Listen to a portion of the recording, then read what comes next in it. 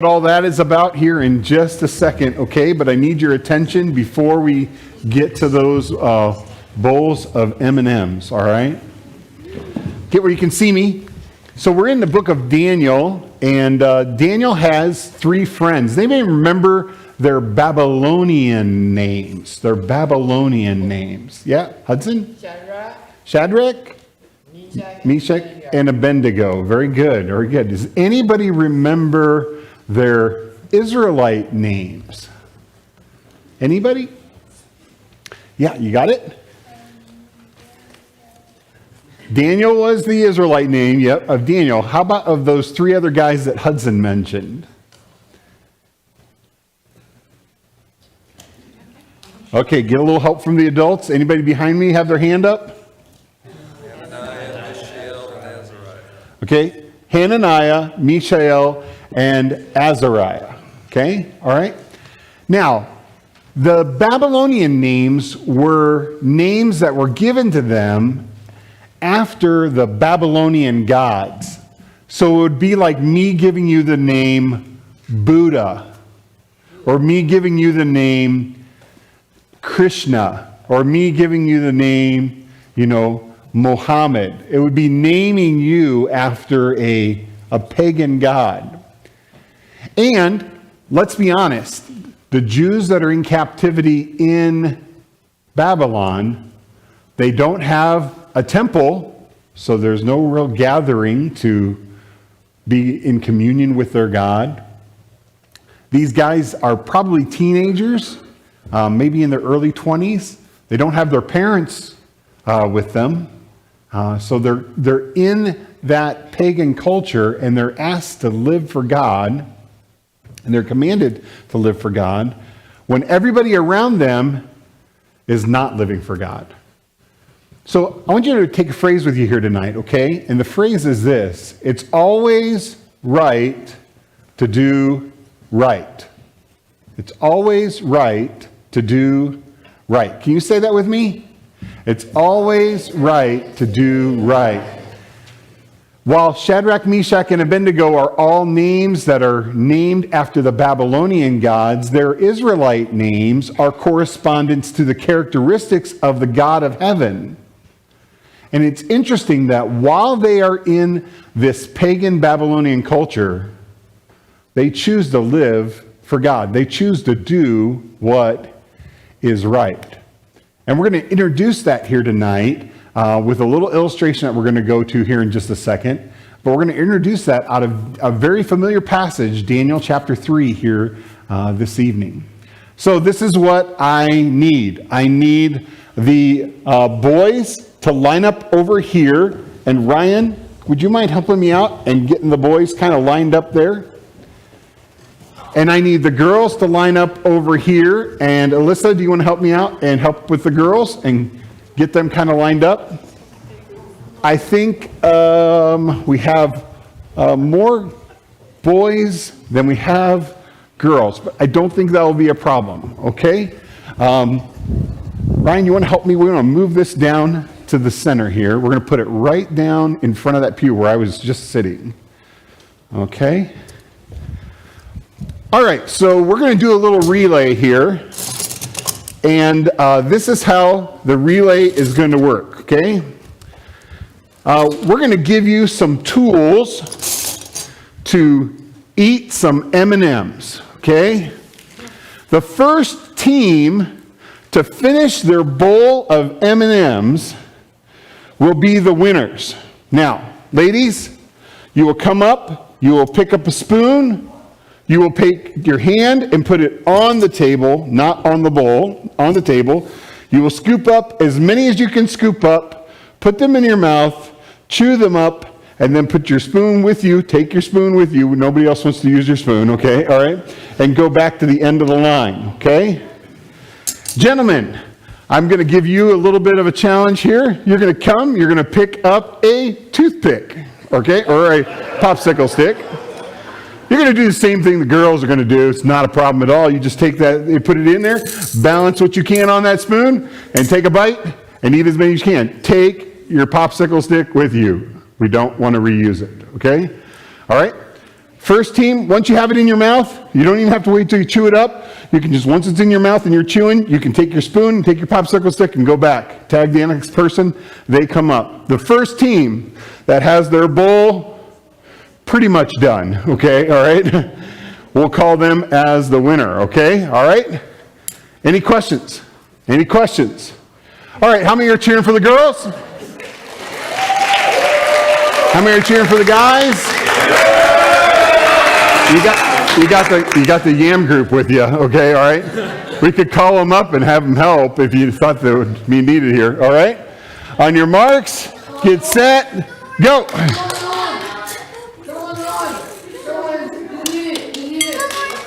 That's right, don't worry about that.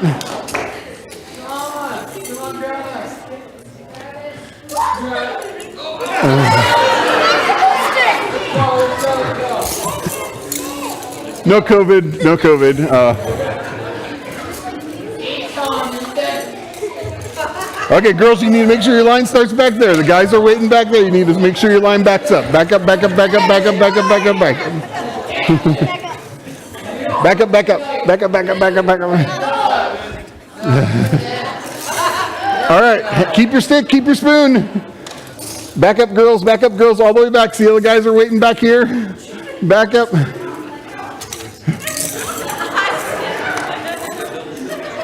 There you go, there you go. All right, good job, good job, good job. Come on up, grab one.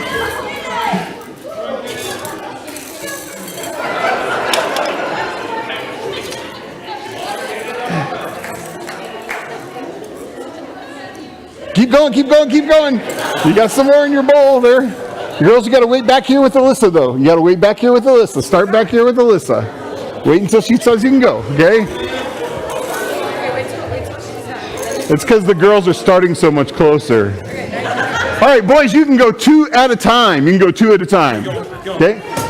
You can go 2 at a time, 2 at a time. If you're allergic to chocolate, do not do this relay. Forgot to say that earlier. Guys, you can go 3 at a time now. You can go 3 at a time now.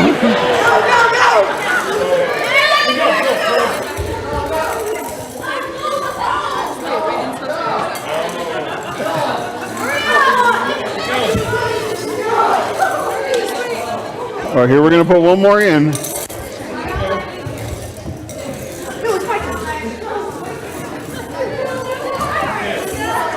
Just one spoonful, Bryce. Bryce, one.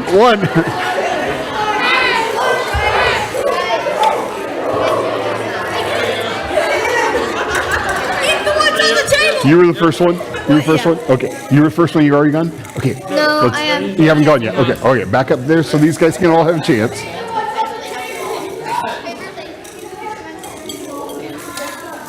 Well, here, we'll take the ones that are on the table. That's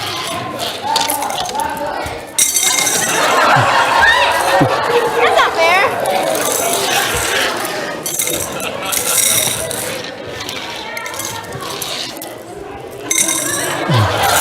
Look, an eagle.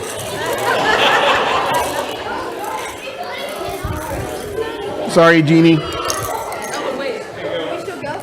Yep, you can go 3 at a time. Yep.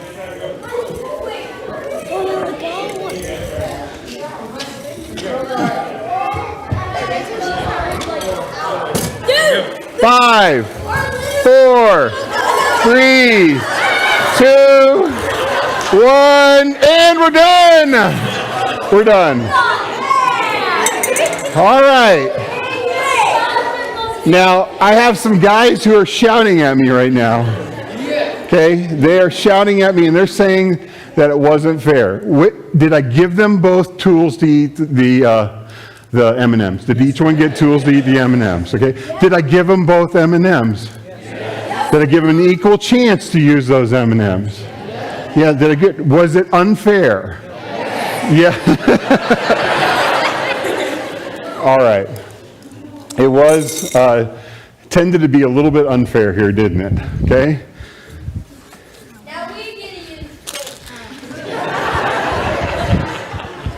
All right, guys, you can take a cup there, 1 cup. Go ahead and help me out there, Ryan. Come on. 1 cup. Oh my goodness. One cup. All right, and if you want to, if you want to get a little dish of some M&Ms to take back to your seat, you can take them back to your seat. Okay.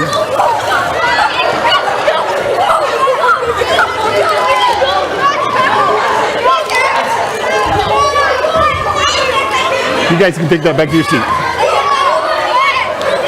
All right, back to your seat, guys. Back to your seat. Back to your seat. Share some with some of the guys who didn't get any. You can see Kenny, or you can see they have a bag of them. That's all right. Okay. All right, you can head back to your seat, ladies. You can head back to your seat. Okay.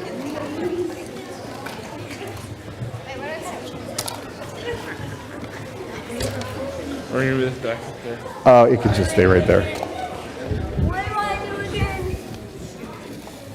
Go see Kenny, and he can give you a little bit. Where is he? He's at his seat. All right, sometimes you have an idea, and you kind of see it going one way in your mind, and then it doesn't go that way at all. Well, boys and girls and adults, would you stand and do what's right, even when everybody else around you is not doing what's right? Would you take the tools that God gives you by way of His Word and by way of His Spirit that indwells us? I recognize that the Old Testament saints didn't have the permanent indwelling of the Holy Spirit like we enjoy today.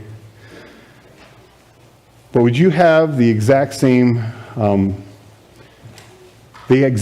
response that Shadrach, Meshach, and Abednego have when the king says, look, I'm going to build a statue and I'm going to require that you have to bow down to it. There's some interesting correlations between Daniel chapter 2 and Daniel chapter 3. You know, one of the biggest questions that comes up when you begin to go into Daniel chapter 3 is, where did Daniel go? Why isn't Daniel in the crowd?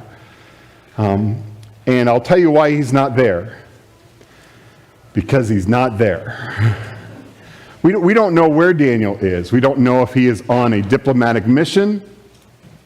We don't know that with the king positioning Daniel in a place of power and prominence, we don't know if he is in another area of the Babylonian kingdom and not present when this invite takes place here to come and to worship this image. I don't think that you can conclude that in Daniel chapter 3, Daniel is present and Daniel is bowing down to this image.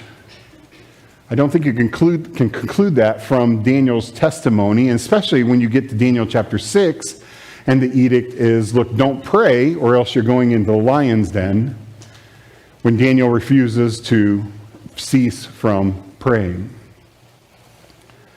But every time I look at this account, and I recognize that we usually come to Daniel chapter 3 when we're in Sunday school, and we have a flannel graph board in front of us. And we usually have this lesson in a time when we are talking about these three men when they're in a little bit of a flannel graph proportion there, and we put them in a little fiery furnace, and we put the Son of God in there with them, and we try to teach our children a lesson about doing what's right. But let's be honest here, the principle that God brings out in Daniel chapter 3 is for all of us. It's for all of us because we live in a dark world. We live in a world that is counter to the directives and the commands of God. And God calls us to live as light in that darkness, to live as in accordance with His desires and His commands and His directives, even though the world around us is going against them. Some of you know that I enjoy reading some of the fantasy stories. I enjoy C.S. Lewis's Chronicles of Narnia. I am one who read the whole Lord of the Rings series before the movies even came out. And for those of you who have not read the books and you've only watched the movies, you've missed out entirely because there's so much more in the books. I recognize that J.R.R. Tolkien was led to the Lord, as many believe, by C.S. Lewis. They had a close camaraderie. I am not one to say that Lord of the Rings is an allegory, while I do believe the Chronicles of Narnia is an allegory, and I think there are gospel directives that you can find throughout the books of the Chronicles of Narnia.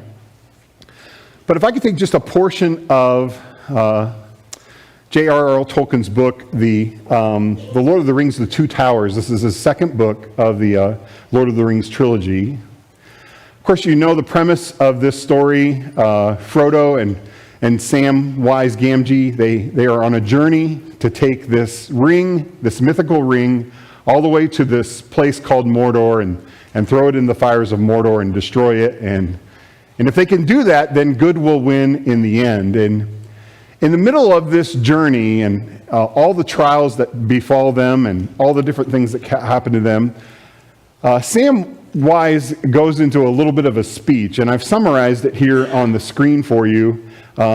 Just to try to summarize it, it's several pages in the book, but it's an interesting speech because Sam is trying to encourage Frodo to continue on in this journey. And again, they're trying to do something that they've been given as a directive, as something that is right, even though they're meeting trial along the way. And this quote, just summarize it, it goes like this. Again, this is Sam talking to Frodo, and he says, "It's like the great stories, Mr. Frodo, the ones that really mattered. Full of darkness and danger they were. And sometimes you didn't know the end, because how could the end be happy? How could the world go back to the way it was when so much bad had happened? But in the end, it's only a passing thing, this shadow. Even darkness must pass. A new day will come, and when the sun shines, it will shine out the clearer. Folk in those stories had a lot of chances of turning back, only they didn't. They kept going because they were holding on to something, and that something was worth fighting for." Again, I'm not trying to spiritualize something here that is not meant to be spiritual, but doesn't that fit within our culture today, though? I mean, when you just listen to 5 minutes of the news and you're like, are we really debating this? And I'm not trying to get political here, but there was a bill brought before the Senate in Utah this last week that if they're going to ban these pornographic materials from school libraries, somebody said, well, now you've made it easy. We should just go ahead and ban the Bible as well because of the sexual content that's in the Bible. And the bill was given in kind of a spiteful sense in that they were saying, look, these gay lesbian materials that are making their way into public school libraries, the bill is being said that, you know what? The Bible's the same thing. So if you're gonna take that out, then you got to take the Bible out too. And I don't know about you, but when I just read that headline and read a little bit of the article and got so infuriated I had to stop reading the article, and I'm just like, are we really to that point in our culture? We're actually the truth of God is being downgraded to the lowest point of what is being published in our society and accepted as acceptable literature in our society. How much longer do we have to wait for God to return and to set things right as he plans to do? Well, here's the thing I think we take away from Daniel chapter 3. While it is dark and the Babylonian culture is dark and the commands are against God's commands, and while it is difficult for these men to function in this culture, they still stand up and they do what's right, and God supports them in doing what's right. You remember back to Daniel chapter 2, verses 1 through 16, the king has a dream. He doesn't tell them what the dream is, but he says if you just interpret the dream, Tell me what the dream is and interpret the dream, then everybody can live. And if you can't do that, then everybody's going to die. Daniel and his friends, they go to prayer, and it is interesting that Daniel's friends are equated in with this prayer, that God would give an answer to what this dream was and what the interpretation is. And God be praised, and that was the passage that we looked at on prayer and praise in prayer, that God answers that prayer, and they go back to God with a prayer of praise that he had answered. Daniel goes before the king, as we looked at last Sunday night, and he explains to him what the dream was, explaining this image that was before him, and then gives the king the interpretation of that dream, and basically tells the king in so many terms, the Babylonian kingdom is on borrowed time. It's going to fall. You're the golden head on this statue, King Nebuchadnezzar, but it's not going to last forever. You're going to fall as a kingdom. Your kingdom's going to be crushed by the Persians, and then the Persians are going to join with the Medes, and they're going to fall to Greece, and Greece is going to fall to Rome, and eventually that Roman Empire will fall, and the Antichrist will establish his kingdom, and that kingdom will be thwarted by this stone that rolls down the mountain and becomes a mountain, which is Jesus Christ himself. And this bridges over to the prophecies of Daniel chapter 7, Daniel chapter 8, Daniel chapter 9.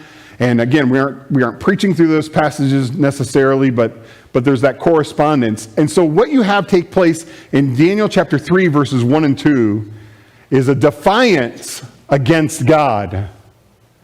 Is Nebuchadnezzar acting in defiance against God? Now, it's interesting. You look at Daniel chapter 2, verse number 48, or verses 46 and 48, and the king Nebuchadnezzar fell on his face prostrate before Daniel and commanded that they should present an offering and incense to him. And the king answered and said, "Truly your God is the God of gods, the Lord of kings, the revealer of secrets, since you could reveal this secret." Now listen, while Nebuchadnezzar is saying good things there, I want you to see that this is not Nebuchadnezzar putting himself in subjection to the God of heaven. Not yet. He is actually more enamored with Daniel getting his information from his gods and being able to meet the demands of the king. But he's brought kind of face to face with God. He's brought face to face with the reality that his kingdom will not last forever. And in Daniel chapter 3, verses 1 and 2, King Nebuchadnezzar made an image of gold whose height was 60 cubits and whose width was 6 cubits, and he set it in the plain of Dura in the province of Babylon. And King Nebuchadnezzar sent and gathered together the satraps and the administrators and the governors and the counselors and the treasurers and the judges and the magistrates and all the officials of the province to come and to the dedication of the image which King Nebuchadnezzar had set up. God had revealed to Nebuchadnezzar, your kingdom is limited, your kingdom will fall. And Nebuchadnezzar said, not on my watch. Watch this. I'm going to make an image, and it's going to be all of gold. And whether this was an image of one of the gods of the Babylonians, that's what many think it is. They don't think it was actually an image of Nebuchadnezzar himself, because the Babylonians didn't necessarily deify their kings or deify their emperors or their leaders. He builds this image, and he calls everybody in to worship this image. And it's as if in Nebuchadnezzar's mind, here's what's going on.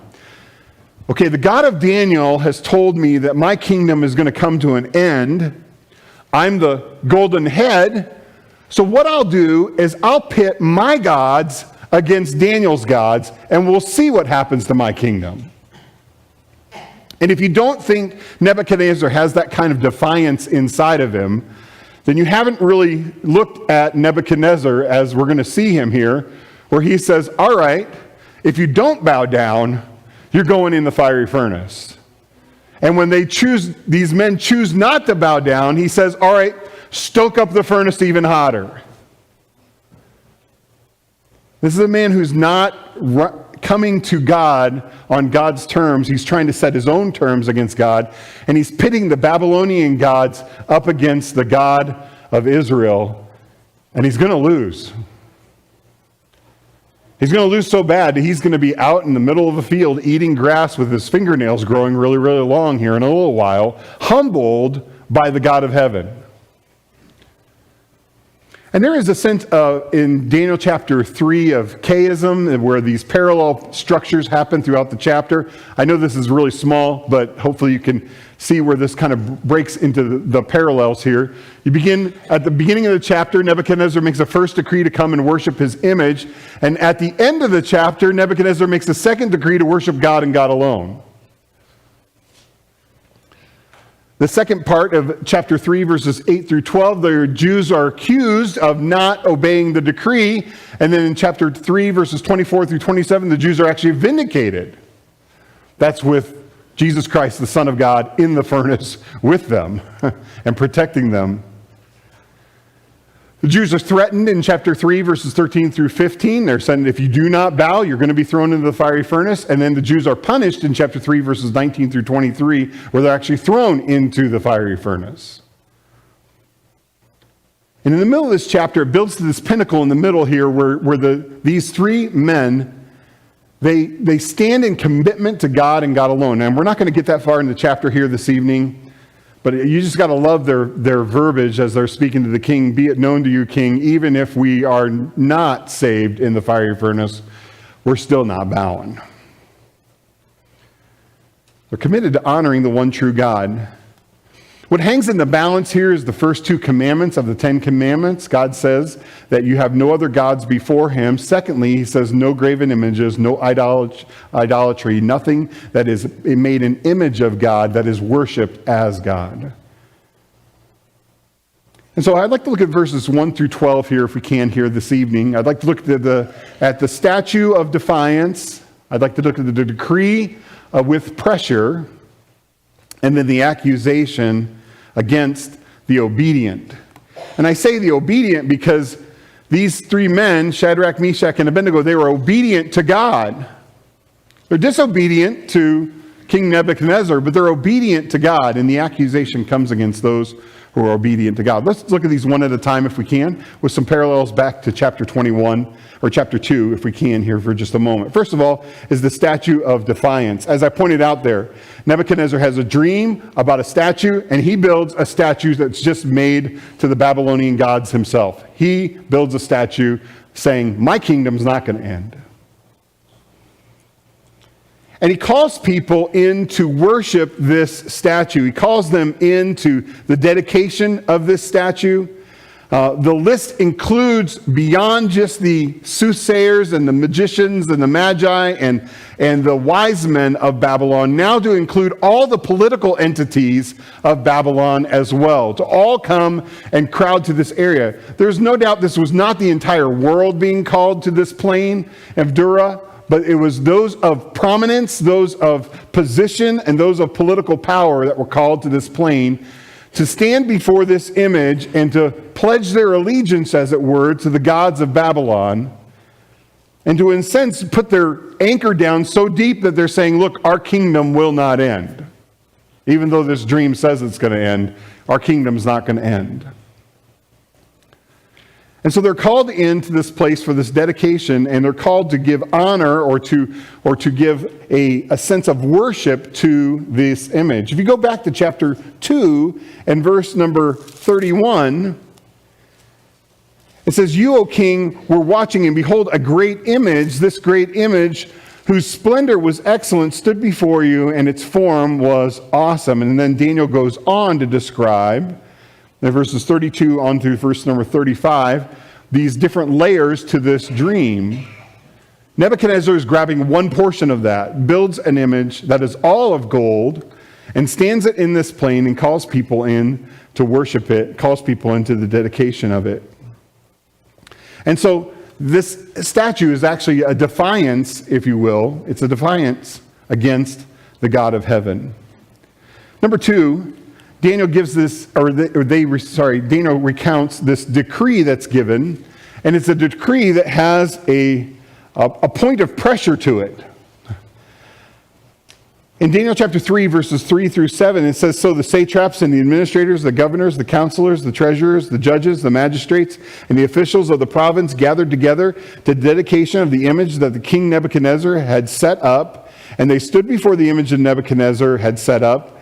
And then the herald cried out and aloud and said, 'To you it is commanded, O peoples, nations, and languages, that at the time you hear the sound of the horn, flute, harp, lyre, and psaltery, in symphony, with all kinds of music, you shall fall down and worship the golden image that King Nebuchadnezzar has set up. And whoever does not fall down and worship shall be cast immediately into the midst of the burning, fiery furnace.' So at that time, when all the people heard the sound of the horn, the flute, the harp, the lyre in symphony, with all the music, all the people of nations and languages fell down and worshiped the gold image which King Nebuchadnezzar had set up." It's interesting, our New King James Version here, King James Version as well, gives it their best translation to some of these instruments that are used. I had a teacher in junior high at our Christian school, Shawnee Mission Christian School, and he used this as his proof text on why you shouldn't listen to rock music, because obviously it was AC/DC that they were playing here, and that's what he basically told us. And I think it is interesting that music is used to call in pagan worship here, but I don't think you can sit there and say this is AC/DC, Led Zeppelin, or whatever, okay? But it is interesting that it's music. One of these instruments in the Chaldean language here is actually called the sackbut. That's what the word is. It means push-pull. And so some have thought that maybe could be a trombone because you push-pull on it. And when I played in the orchestra at Walnut Ridge Baptist Church, I told the guys in the youth group about this instrument being the push-pull. And so I got to my stand to play my trombone in our church orchestra, and some of the guys in the youth group had lovingly let me a little Post-it note on the stand to my mic and said, "Hey, you got a really nice sackbut." And I was like, "Thanks, guys. I'm trying to play now, and I can't stop laughing while I'm playing the trombone." And so, while some of these instruments we know what they were, some of these instruments we don't know what they were. But the decree has a measure of pressure with it. If you don't, you aren't going to make it out of here alive. Interestingly, the reason, again, I think that this fiery furnace is in correspondence with this idol toward Babylon is, again, many of these pagan religions would practice human sacrifice, and so the fiery furnace is not so that the people in the plain of Dura can get a warm spot, okay? It's not your fire pit that you have on your back porch, okay? This is probably within the statue itself and actually used in pagan worship in the statue itself. And the punishment is that if you do not bow down, you're going in that furnace. And there's not option B here. There's not, well, you can negotiate your plan to do something different. Here's how it's going to work. The music's going to play. You fall down and worship. If you fall down and worship, you live. If you don't fall down and worship, you die. And there are often times that our culture tries to push in on us and tell us, you know what, you can have your Christian beliefs and you can live for God and you can even teach the 10 Commandments, but you know what, don't live it out in a way that is counter to what our culture believes.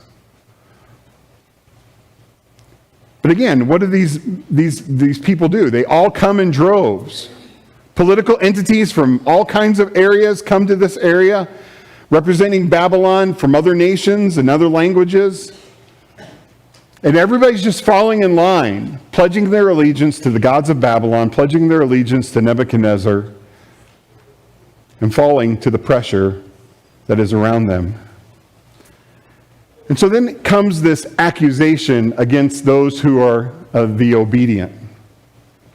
And it's interesting here that the Bible actually uses their Babylonian names and doesn't use their Hebrew names. It uses their Babylonian names to remind you that they are living as light in a dark place. Their Babylonian names are tied to Babylonian gods, but they're obeying the God of heaven. And here comes the accusation against them, verse number 8 through verse number 12. Therefore, at the time, a certain Chaldeans came forward and accused the Jews, and they spoke to the king and said, "O king, live forever." That's how I picture it in my mind. "You, O king, have made a decree that everyone who hears the sound of the horn, the flute, the harp, the lyre, the psaltery, and symphony, along with those sackbuts, with all kinds of music, shall fall down and worship the golden image. And whoever does not fall down and worship shall be cast into the midst of the burning fiery furnace. There are certain Jews, whom you have set over the affairs of the province of Babylon, Shadrach, Meshach, and Abednego. These men, O king, have not paid due regard to you.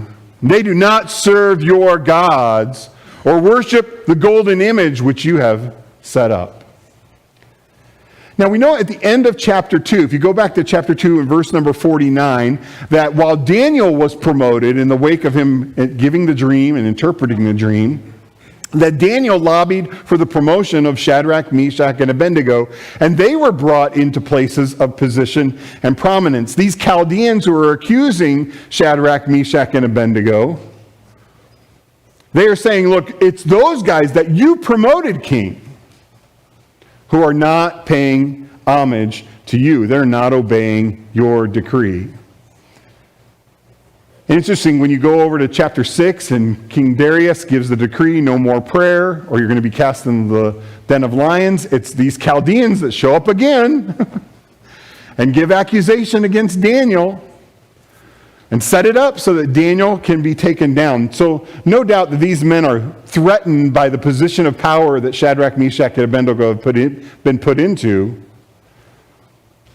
But I'm not sure they're coming with a wholehearted diligence and a wholehearted devotion to King Nebuchadnezzar. I think they're just coming to complain. And what happens here is they're given an accusation based on their obedience to God. You know, when the apostles in the book of Acts were called before the councils, and they said, look, you got to stop preaching in the name of Jesus Christ. This has got to stop right now. You remember Peter's answer in chapter 4? We have to obey God rather than man. Now listen, folks, we need to give right civil obedience to our governing authorities. We need to pray for our governing authorities. We need to be diligent in that. And as far as our governing authorities are telling us these are the guidelines, these are the rules, we need to obey those guidelines and we need to obey those rules as a testimony of the gospel before them. But if our governing authorities would say, you can no longer do this or that God has commanded us that we shouldn't do, or says, no, you have to do this or that, and God has commanded us not to, then it's not a time for debate then, is it? The time is then to say, okay, we're going to obey God rather than man. We're going to obey God rather than man. That's why we kind of entitled this series in Daniel, Uncompromising. No compromise. Shadrach, Meshach, and Abednego didn't sit there at the plain of Dura and say, okay, drop your napkin now. Okay, all right, okay, and pick it back up. Okay, very good, all right. There, that looked like we bowed, but we really didn't. We just dropped our napkin. There's no compromise. God had given them all the tools that they needed to stand for their God, even in the darkest place of Babylon. And while I set the girls up to finish the race a whole lot faster than the guys, I appreciate the guys being patient with me to help me make the illustration. That Shadrach, Meshach, and Abednego weren't short-handed when it came to what God gave them to do what was right. They chose to be obedient to God. They had everything they need, as Peter says, for life and godliness in this life. So what are some things we could take away from this passage? Just three things, and then we'll wrap the things up here this evening. Number one, I think we need to remember that the Lord alone is worthy of worship.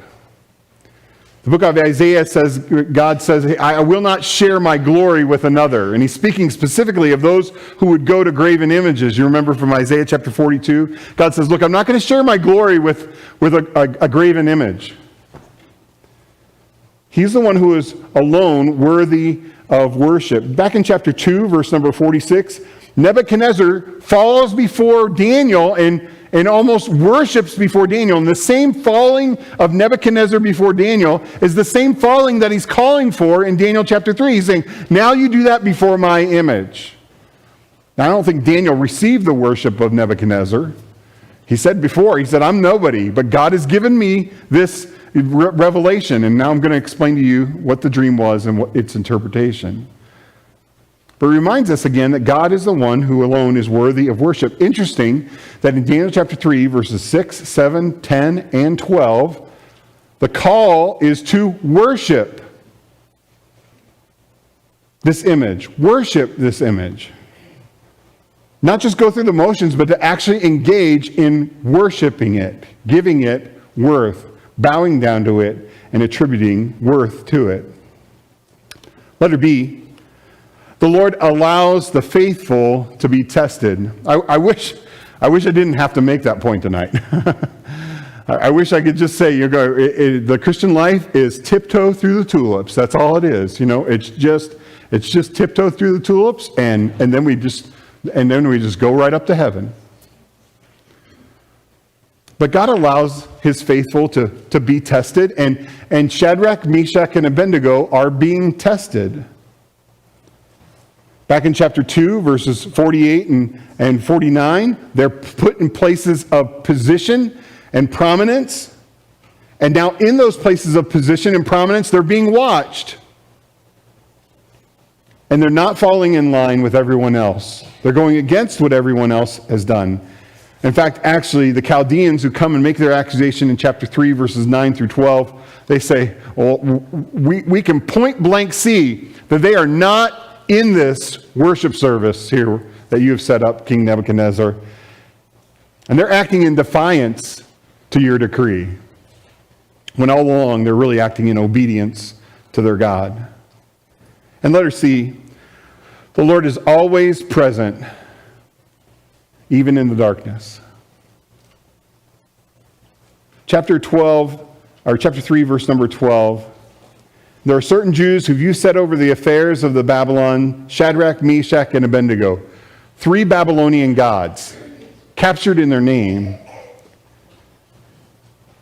who have not paid due regard to you. They do not serve your gods. They won't worship your golden image that you've set up. In the time when it is darkest, that's when God reminds us that he is present. So here on the plain of Dura, we kind of have the old cowboy saying taking place here, okay? That this town ain't big enough for the two of us, for the both of us, You have the gods of Babylon, and you have the God of Babylon, and you have the God of heaven, and you're left kind of wondering who's going to come out on top. And you've seen the flannel graph story. You know how the story ends. I don't need to pull a Paul Harvey on you here, and you already know what's coming here. But it is interesting when you go to our culture today, and where Christians have even been pulled into compromise in the face of where our culture has pushed in with darkness. And I hope that we can gain courage from Shadrach, Meshach, and Abednego to always do right. It's always right to do right.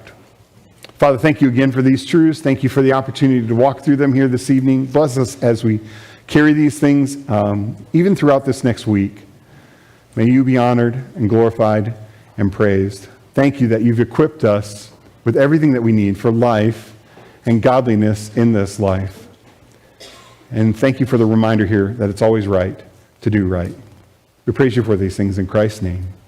Amen.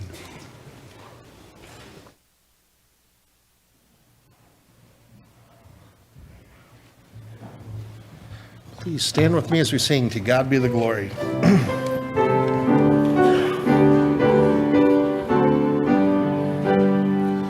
To